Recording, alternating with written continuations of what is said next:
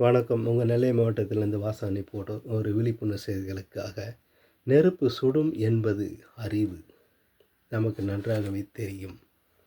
அதை தொட்டுக்கொள்வதும் அனுபவம் ஆகும்.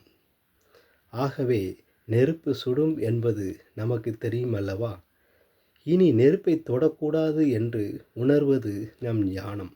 அதுபோலத்தான் ஒவ்வொரு குற்ற செயல்களிலும் ஈடுபடுபவர்கள் முதலில் கவனிக்க வேண்டியது நெருப்பு சுடும் என்பது அறிவு.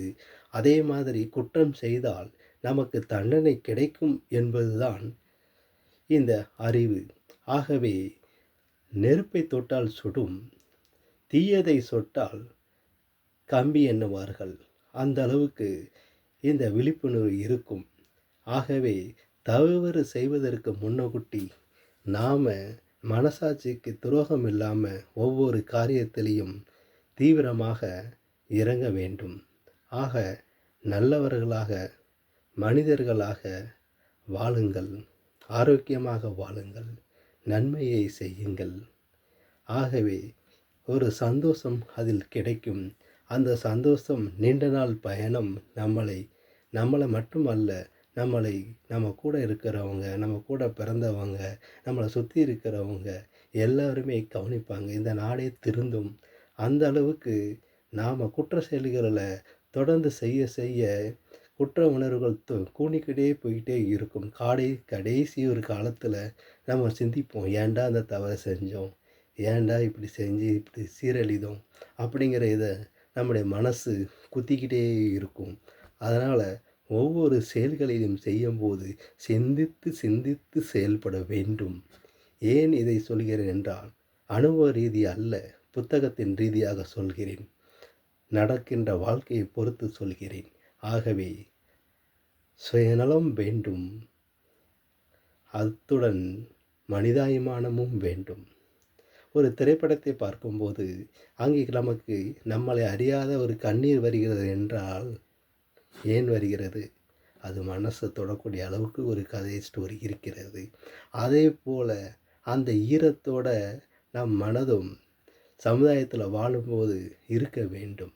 அந்த சமுதாயத்தில் நம்ம வாழும்போது இருந்தால் மட்டுமே தான் ஒரு நல்லவங்கிற இடத்த நேர்மை என்றும் நூல் பிடித்து வாழ பழகி கொள்ள முடியும்.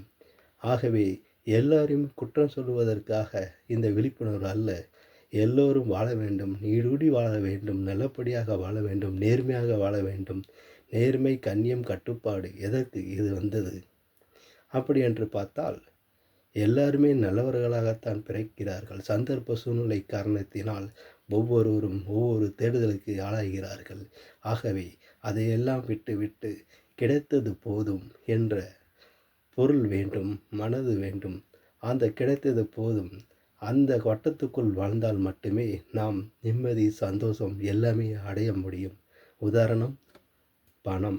இந்த பணத்தை பெறுவது 100 ரூபாய் கிடைத்தாலும் 200 ரூபாய் கிடைத்தாலும் போதும் என்கிற மனப்பக்குவம் நமக்கு எப்போது வருகிறதோ, நான் மட்டுமல்ல, இந்த உலகத்தில் உள்ள அத்தனை பேருக்குமே இது ஒரு சவாலாகவே சொல்கிறேன்.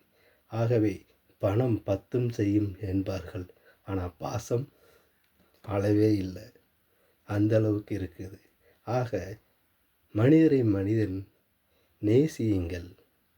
ஆகவே இந்த நற்பண்புகளை வளர்த்து கொள்ளுங்கள். அனுபவ ரீதியாக போனது போகட்டும், வர்றது வரட்டும் என்ற உடன்பாடுடன் நாம் ஒத்துப்போக வேண்டும் முதலில்.